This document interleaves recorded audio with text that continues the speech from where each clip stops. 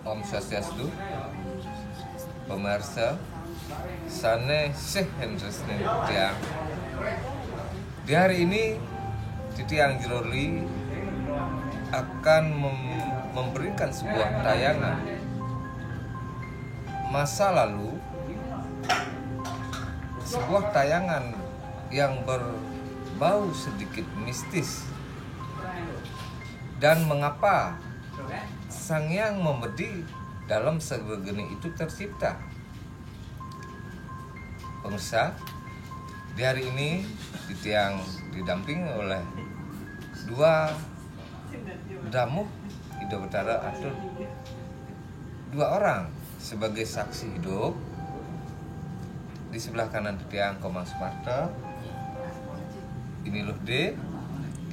Mereka berdua pernah mengalami suatu hal-hal yang di luar nalar manusia. Komang Suparta umur berapa, Mang? Sekarang umur 38 tahun. Umur 38 tahun, Komang Suparta pernah mengalami suatu kejadian hal-hal yang gaib atau ganjal di waktu masa kecilnya. Umur berapa nih kira-kira? Kurang lebih 8 tahunan. 8 tahun kurang lebih, itu dia SD kelas 3. Dia juga menyaksikan pada waktu itu. Dia tidak dilihat oleh sanak keluarganya. Yang dikatakan waktu itu adalah engkau membedi. Engkau membedi, lokasinya persis di tempat ini. Persis di tempat ini. Oke, bisa. Itulah pengalaman Tiang sendiri, supaya dikira tidak mengada-ngada bahwa ada saksi hidupnya. Dan sampai hari ini Komang Suparta juga sebagai pengayah di dalam segala geni. Kira-kira waktu itu kan perasaan, Mang? Waktu kecil kok bisa sing tepuk aja nak gitu, aja semeton sami gitu. Yang cerita sedikit, untuk waktu itu saya umur 8 tahun. Saya di sini dari jam 11 sampai jam 1 saya main di sekitar sini di rumahnya Jeromangku.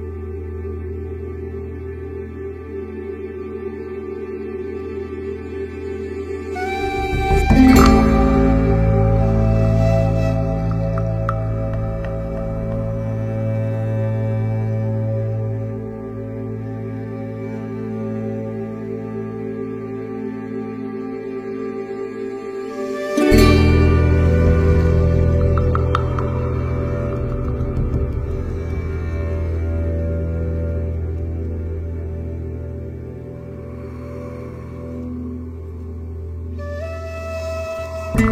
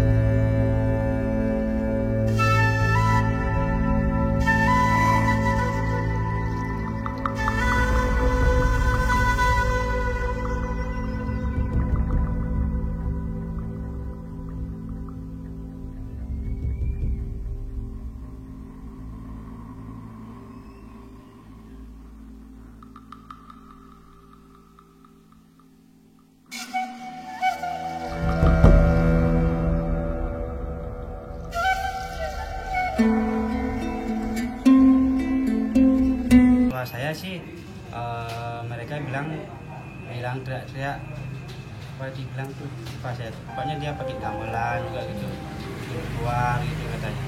Tapi saya cuman dibilang itu aja sih sama keluarga gitu. Waktu dipukul namanya benjo namanya sok baru sadar dengan Iya, diri baru bahwa sadar itu. kok saya di sini. Nah, kan begitu nggak?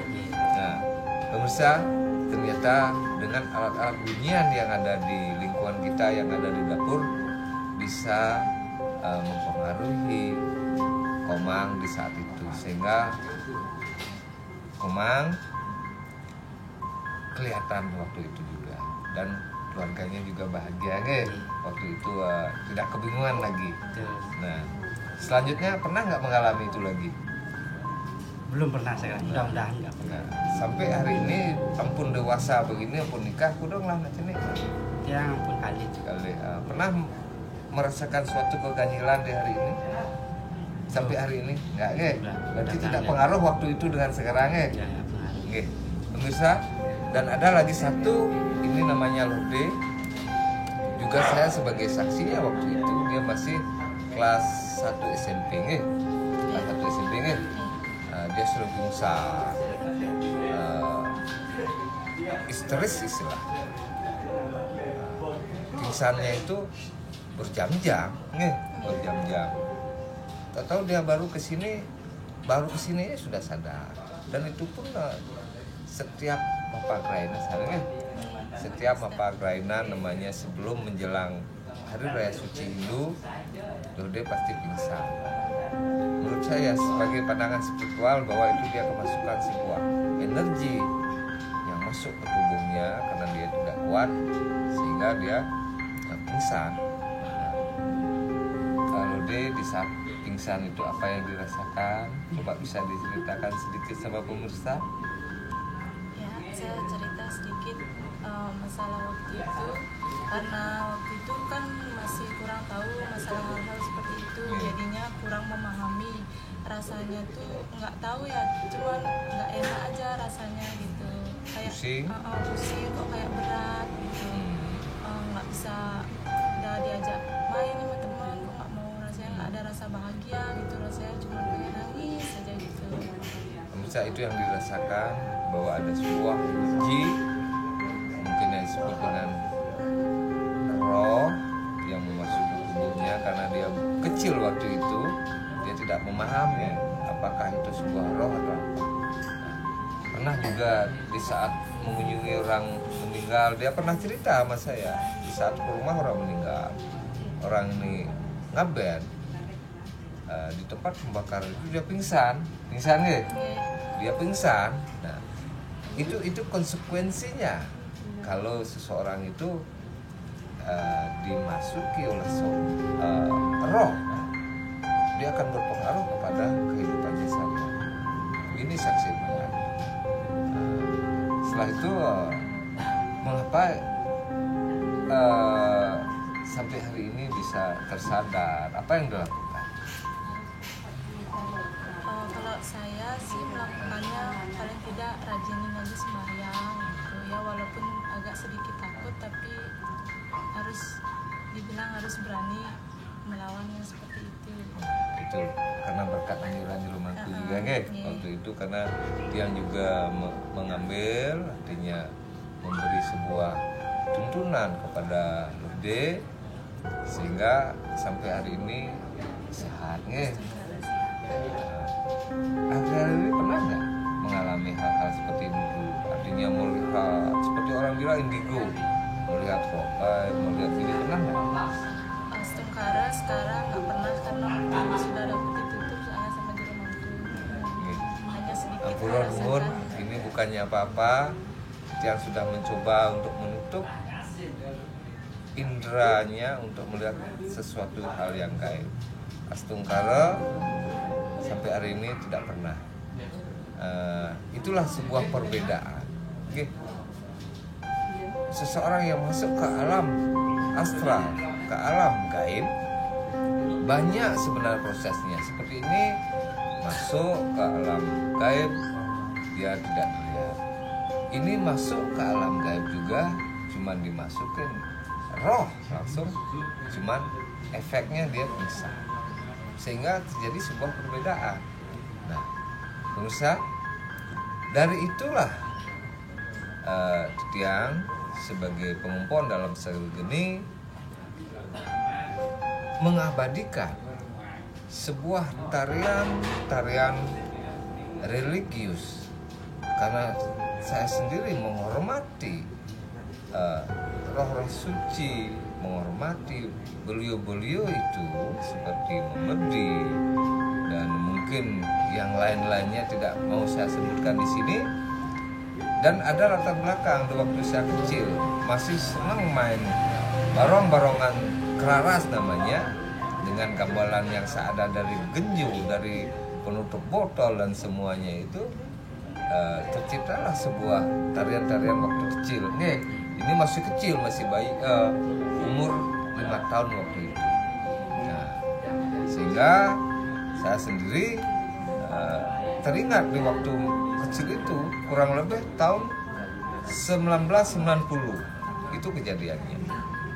Dan di sebelah rumah saya ini, di depan ini, itulah saya buat, sehingga tarian Sangyang Memedi Tiang ciptakan.